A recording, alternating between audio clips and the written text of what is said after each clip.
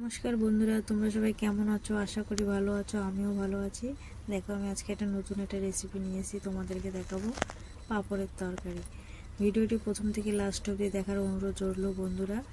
দেখো, এখানে আমি পাঁপড় নিয়ে নিয়েছি, হচ্ছে মশলা পাঁপড়। দেখো, পাঁপড়টাকে এখন ছোট ছোট করে টুকরো করে নেবো। এই যে এখানে ছোট ছোট টুকরো করে নিয়েছি। দেখো, এখানে কড়াই গরম হয়ে গেছে। কড়াইতে আমি এখন তেল দিয়ে দেবো। এই যে তেল দিয়ে দিয়েছি। দেখো, তেলটা গরম হয়ে যাবে। তেলটা গরম হয়ে গেছে, এখানে দিয়ে দেবো। এই যে তেল গরম হয়ে গেছে, জিরে ফোড়ন দিয়ে দিয়েছি।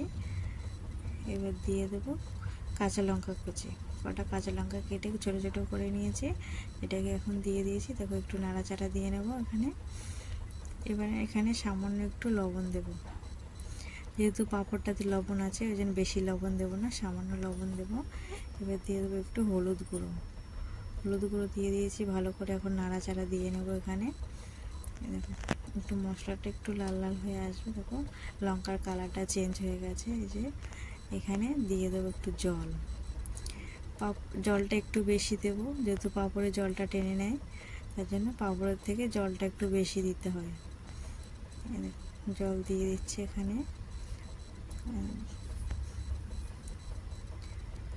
দিয়ে দিয়েছি। দেখো, ভালো করে একটু জলটা ফুটবে। এখানে আরেকটু জল দিয়ে দিলাম। দেখো, দিয়ে নাড়াচাড়া দিয়ে দিয়েছি। দেখো, এখানে আমার ঝোলটা ফুটছে। এই যে একটু কালারটা লাল হয়ে গেছে, কিন্তু এই পাঁপড়ের টুকরো দিলে কালারটা চেঞ্জ হয়ে যাবে, আর লাল ভাব থাকবে না। সব টুকরোগুলো এভাবে দিয়ে দেবো। দিয়ে এই যে দিয়ে দিয়েছি। দেখো, দিয়ে একটু নাড়াচাড়া দিয়ে নেব। এই যে নেড়ে দেবো। দেখো, এরকম নাড়তে নাড়তে লাল কালারটা চেঞ্জ হয়ে যাবে। এই দেখো, দেখো লাল কালার ভাবটা অনেকটা চেঞ্জ হয়ে গেছে। দেখো, আমার তরকারিটা ফুটছে।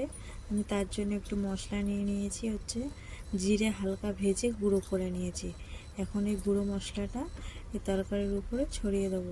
দিয়ে ভালো করে নাড়াচাড়া দিয়ে, দেখো এখানে আমার পাঁপড়ের তরকারিটা হয়ে গেছে, পুরো কমপ্লিট হয়ে গেছে। দেখো, দেখতেও খুব সুন্দর লাগছে, খেতেও দারুণ লাগবে। তোমরা বাড়িতে ট্রাই করে দেখবে, দেখে আমাকে কমেন্টে জানাবে কে কে পাঁপড় খেতে ভালোবাসো। চলে আসো আমাদের বাড়ি। দেখো, এখানে কি সুন্দর লাগছে দেখতে। চলো, টাটা, বাই, আবার পরে দেখা হবে।